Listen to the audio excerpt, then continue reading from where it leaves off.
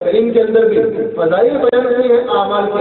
اگر روزے کا حکم دیا کہ روزے کے فوائد بیان کیے اللہ نے, یا ایھا الذین آمنوا کتب علیکم الصیام کما کتب علی الذین من قبلکم لعلکم تتقون, اے لوگوں تمہارے اوپر روزے فرض کیے گئے جس طریقے سے تم سے پہلی امتوں کے اوپر فرض کیے گئے تھے. مقصد کیا ہے؟ تاکہ تمہارے دلوں کے اندر اللہ کا خوف پیدا ہو, تاکہ تم متقی بنو, پرہیزگار بنو, تاکہ غلط کاموں سے بچنے والے بنو. یہ شوق دلایا اسی کا نام فضائل ہے. قرآن بھی فضائل بیان کرتا ہے اور اللہ کے نبی صلی اللہ علیہ وسلم نے بھی اعمال کے فضائل بیان کی. فضائل بیان کرنے کے بعد جب دل کے اندر شوق پیدا ہوتا ہے کسی چیز کا, پھر آگے وہ عمل کرنا آسان ہو جاتا ہے. اسی طریقے سے حضرت شیخ نے بھی صرف اس جذبے کی نیت سے کہ لوگ اعمال کے اندر سست نہ پڑھیں بلکہ لوگ نماز پڑھیں تو نماز کی فضیلتیں ان کی نظروں کے سامنے ہوں. نماز پڑھنے سے ہمیں کیا ملے گا, نماز سے کیا فائدہ ہوگا اور نماز چھوڑنے سے کیا نقصان ہوں گے, وہ ساری چیزیں نفع اور نقصان ہمارے نظروں کے سامنے اور عمل کرنا آسان ہو جائے گا. ذکر ہم کیوں کرتے ہیں؟ اللہ کا ذکر کرنے سے یہ فائدہ اور ذکر نہ کرنے سے یہ نقصان. ہم درود شریف کیوں پڑھتے ہیں؟ درود شریف کا یہ فائدہ اور درود شریف چھوڑنے سے یہ نقصان. ہم حج کرنے کیوں جاتے ہیں؟ حج کرنے سے یہ فائدہ اور چھوڑنے سے یہ نقصان. فضائل کا خلاصہ یہ فضائل کا خلاصہ ہے. تو حضرت شیخ کی کتاب لکھی فضائل اعمال کے نام سے, اس کے اندر مختلف اعمال کی فضیلتیں حضرت شیخ نے بیان کی. اب یہ کتاب جب لکھی گئی اس کے بعد اللہ نے سارے عالم کے اندر مقبولیت دے دی, سارے عالم کے اندر پڑھی جانے لگی. لوگوں نے ہاتھوں ہاتھ بھی مختلف کتب خانوں سے چھپی, ہزاروں اس کے ایڈیشن نکل گئے. ایک سال کے اندر اس کے سینکڑوں کی تعداد کے ایڈیشن چھپتے ہیں اور ختم ہو جاتے ہیں. کتب خانے والوں سے پوچھ لو, آپ جا کے دلی کے اندر پوچھ لو, ممبئی کے اندر پوچھ لو, کلکتہ میں پوچھ لو, اب یا اور کئی دوسرے شہروں کے اندر جہاں بڑے بڑے کتب خانے اور پڑے ہیں, سب سے زیادہ خبریں سب سے زیادہ اور چھپ رہی اور ختم ہو رہی. تو یہ ہاتھوں ہاتھ مقبولیت ملی. یہ مقبولیت شیخ نے نہیں لکھا تھا کہ بھائی میں یہ کتاب لکھ رہا ہوں تو اس کتاب کو تم خوب چھاپو, خوب اسے تقسیم کرو اور خوب اسے خریدو. شیخ نے لکھا تھا. اور کیا کسی کے لکھنے سے کوئی کتاب معقول ہو سکتی ہے؟ میں کوئی کتاب لکھوں اور اس کے اندر لکھ دوں اپنی کتاب کی تاریخ میں بہت زبردست ہے, بہت خطرناک ہے, بہت اعلیٰ قسم کی کتاب ہے, اور یہ خوب پڑھو, خوب پھیلاؤ, خوب چھاپو, خوب تقسیم کرو, تو کیا وہ کتاب صرف لکھنے سے مقبول ہو جائے گی؟ یہ تو اللہ کا فضل ہے. اللہ تبارک و تعالیٰ جسے مقبولیت دینا چاہتے ہیں اسے مقبولیت ملتی ہے. یہ رتبہ بلند میرا جس کو مل گیا. ہر مدعی کے واسطے دارالحسن کہاں, امام بخاری نے بخاری شریف لکھی اور بہت سارے محدثین نے حدیث کی اور کتابیں لکھی.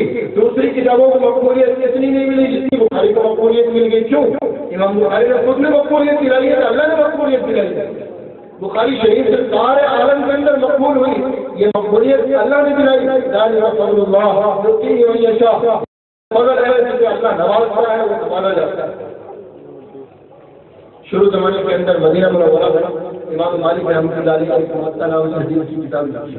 یہ امام بخاری کی پیدائش سے پہلے کی بات ہے. حدیث کی کتاب موطا کے نام سے لکھی اور کوئی زیادہ بڑی کتاب ہے, چھوٹی سی کتاب جس کے اندر صرف چند ہزار حدیثیں امام مالک رحمۃ اللہ علیہ نے لکھی.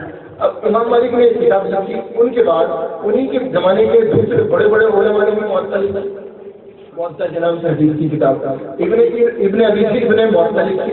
امام مالک کی کتاب سے 10 گنا بڑی کتاب. انہوں نے اگر اتنی موٹی لکھی تو ابن ابی ذئب نے اتنی موٹی کتاب لکھی امت کے سامنے پیش کر دی. یہ بھی موطا, یہ بھی موطا. اب ابن ابی ذئب کی کتاب یہ علماء بیٹھے ہوئے آپ پوچھو ابن ابی ذئب کی کتاب راجستھان کے میں تو کہوں کسی کو تو کھانے میں ہوگی. اور موطا امام مالک ہمارے شہر کے اندر آپ جا کے مل جائے گا.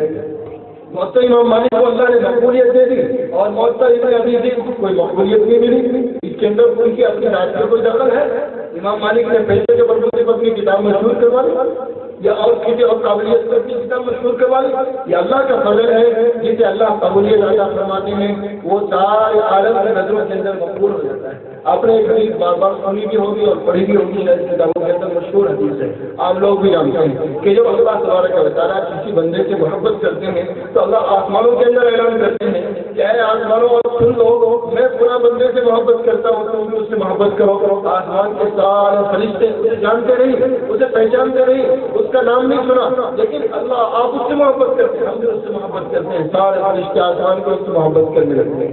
ایک فرشتہ زمین کے اوپر آتا ہے، اللہ کے حکم سے ندا کرتا ہے، اے زمین والوں سن لو، اللہ فلاں بندے سے محبت کرتے ہیں، تم بھی فلاں بندے سے محبت کرو، تو ساری کائنات اس سے محبت کرنے لگتی ہے۔ اللہ کے نبی نے ارشاد فرمایا حتی الحیتان فی جوف الماء، کہ پانی کے پیٹ کے اندر سمندر کے بیچ میں جو مچھلیاں ہیں وہ مچھلیاں بھی اس آواز کو سنتی ہیں تو وہ بھی اس شخص کے لیے دعائیں مغفرت کرتی ہیں، اللہ ہم نے اسے دیکھا تو نہیں، جانا تو نہیں، پہچانا بھی نہیں، اور ہمارے اس سے کبھی کوئی واسطہ بھی نہیں پڑا، لیکن اللہ تو اس سے محبت رکھتا ہے، اس وجہ سے تو اس کی مغفرت کر دے، اس کے سارے کام بنا دے، اس کی دعا خیر کرتے ہیں۔ اسی طریقے سے اللہ تبارک و تعالیٰ کی نظر میں جو چیز محبوب ہوتی ہے اللہ تبارک و تعالیٰ اسے عوام کی نظر سے بھی محبوب بنا دیتے ہیں۔ یہ فضائل اعمال سارے عالم کے اندر محبوب ہے اور پڑھی جا رہی ہے، تو یہ حضرت شیخ کی کوئی اپنی اس کے اندر کوئی قوت کا دخل نہیں کہ انہوں نے کوئی لکھا ہو یا کوئی پیسہ خرچ کیا ہو یا کچھ اور اس طرح کے جگاڑ کیا ہو، اس طرح کی کوئی بات نہیں، بلکہ یہ اللہ کی قبولیت کی علامت ہے، اللہ کی طرف سے اللہ نے اس فضائل اعمال کو آسمانوں کے اوپر قبول کر لیا، زمین کے اندر اس کی قبولیت کا اعلان کروا دیا فرشتوں سے۔ آج دیکھو آپ کی مسجد ہے، یہاں بھی فضائل اعمال پڑھی جا رہی، وہ دوسری مسجد ہے ہر گھر میں، وہاں بھی فضائل اعمال، سجن گھر میں جاؤ وہاں بھی فضائل اعمال، شروع میں جاؤ وہاں بھی فضائل اعمال، اور دوسری جگہ امریکہ میں چلے جاؤ وہاں فضائل اعمال، افریقہ میں چلے جاؤ وہاں فضائل اعمال، آپ کلکتہ میں چلے جاؤ ہندی نہیں جانتے اردو نہیں جانتے تو کلکتہ کی زبان میں فضائل اعمال، گجرات میں چلے جاؤ گجراتی میں فضائل اعمال، یہ چاروں طرف فضائل اعمال فضائل اعمال، اور اس کا نام اس طرح روشن ہوا اور اس طرح مقبولیت ملی، یہ کسی کا اپنا ہی ہتھیار ہے کہ اللہ کا اختیار ہے؟ اللہ تبارک و تعالیٰ نے اپنی قدرت سے اور اللہ تبارک و تعالیٰ نے اپنی طرف سے اس کتاب کو مقبولیت عطا فرمائی۔ مقبولیت کیوں دی؟ دیکھیے سب سے پہلے کسی چیز کو مقبولیت ملتی ہے تو اس کا مدار اخلاص کے اوپر ہوتا ہے۔ ایک مسجد اللہ کے نبی صلی اللہ علیہ وسلم جب ہجرت کر کے مدینہ منورہ تشریف لے گئے تو آپ نے وہاں جانے کے بعد تھوڑے دنوں کے بعد مسجد نبوی کی بنیاد رکھی، مسجد قباء بنائی سب سے پہلے، اس کے بعد مسجد نبوی کی بنیاد رکھی، اس کے تھوڑے دنوں کے بعد منافقین نے بھی ایک مسجد بنائی مسجد ضرار کے نام سے۔ تو اللہ کے نبی کی جو مسجد تھی مسجد قباء اور مسجد نبوی، دونوں کو اللہ نے قبولیت بھی نہیں دی، دونوں کو مقبولیت ملی۔ آج لوگ کہاں سے جا رہے ہیں؟ مسجد نبوی کے اندر ایک نماز کا ثواب کتنا؟ 50,000 نمازوں کے برابر، ایک نماز کا ثواب۔ لوگ جاتے ہیں مسجد نبوی کے اندر نماز پڑھنے کے لیے تو ہر آدمی سوچتا ہے یار صبح مسجد کے اندر بھی چلو نماز پڑھ لیں، قباء بھی دیکھ کے آئے، یہ سب سے پہلی مسجد ہے۔ تو یہ قبولیت اللہ کی طرف سے ملی ہے، کسی نے کوئی وہاں پر پڑھا ہے، کوئی لکھ دی، کوئی رجسٹری کروا دی، یہ قبولیت اللہ کی طرف سے ملی۔ منافقین نے مسجد بنائی مسجد ضرار کے نام سے، اللہ کے نبی کے پاس آئے، اللہ کے نبی ہم نے مسجد بنائی ہے آپ تشریف لے چلے اور اس کے اندر نماز پڑھا دیں اس وقت کی۔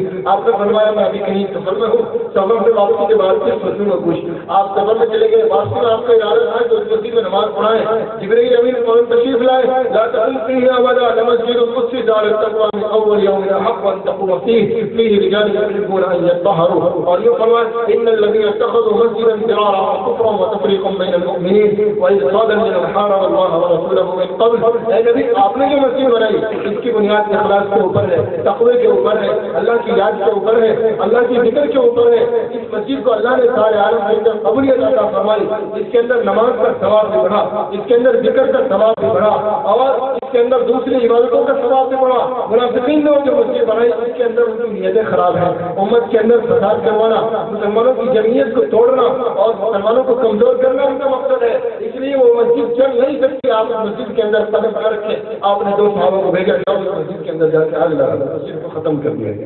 یہ بھی مسجد تھی وہ بھی مسجد تھی، اس مسجد کے اندر اللہ نے فرمایا اس کی طرف التقویٰ، اس کی بنیاد تقوی کے اوپر تھی، اور اس کی بنیاد تھی نفاق کے اوپر، کفر کے اوپر، بدکاری کے اوپر، اس کی بنیاد تھی۔ یہ ایک دن نہیں چلی اور وہ آج تک چلتی ہوئی آ رہی۔ اسی طریقے سے اور بھی لوگوں نے کتابیں لکھی، وہ 10 دن بھی نہیں چل سکی، حضرت شیخ کی فضائل اعمال سارے عالم کے اندر چل گئی۔ بخاری شریف امام بخاری نے لکھی، کب لکھی تھی؟ 12 صدیاں گزر گئی، آج تک چلتی ہوئی آ رہی ہے آفتاب اور اس کی شان و شوکت کے ساتھ۔ اور بھی دوسرے لوگوں نے حدیث کی کتابیں لکھی، امام بخاری کے بڑے بڑے لوگوں نے لکھی، لیکن ان کتابوں کا کوئی نام نہیں جانتا۔ ایسا کیوں ہوا؟ یہ مقبولیت اللہ کی طرف سے ملتی ہے۔ اور میرے بھائی حضور کو میں آپ کو بتا دوں کہ جب کسی چیز کو اللہ کی نظر میں قبولیت ملتی ہے، جب چاند نکلتا ہے تو اسے بھوکا کرتے ہیں، سمجھتے ہیں آپ، لیکن کتوں کے بھونکنے سے چاند کی روشنائی کے اوپر کوئی فرق نہیں پڑتا ہے۔ سمندر کے اندر مکھیاں گر جایا کرتی ہیں، لیکن مکھیوں کے گرنے سے سمندر ناپاک نہیں ہوا کرتا ہے۔ اسی طریقے سے اگر کوئی مقبولیت کی بلندی کو چھو رہا ہو اور آسمان کے اوپر مقبولیت سے پہنچ چکا ہو اور کوئی آدمی اسے گرانا چاہے نیچے لانا چاہے اس کے اوپر کوئی فرق نہیں ہوتا. جب کسی چیز کو مقبولیت ملتی ہے تو اس کے حاسدین بھی پیدا ہوتے ہیں, حسد کرنے والے, جلنے والے. وہاں تک ہم نہیں پہنچے, یہ کیسے پہنچ گیا؟ ہم نے بھی کتاب لکھی, ہماری کتاب کو کوئی جانتا ہی نہیں, پڑھتا ہی نہیں, اور اس کی کتاب کا سارا عالم پڑھ رہا ہے. ایسا کیوں؟ تو ایسا کرو کہ ہم کو ہمارے اندر خود کے اندر تو قابلیت نہیں, اسی کے اندر نقطہ چینی شروع کر دو تاکہ کچھ لوگ ہو. اگر 1000 میں سے ایک بھی آئے گا تو ہمارا کچھ تو بڑا نکلے گی نہیں.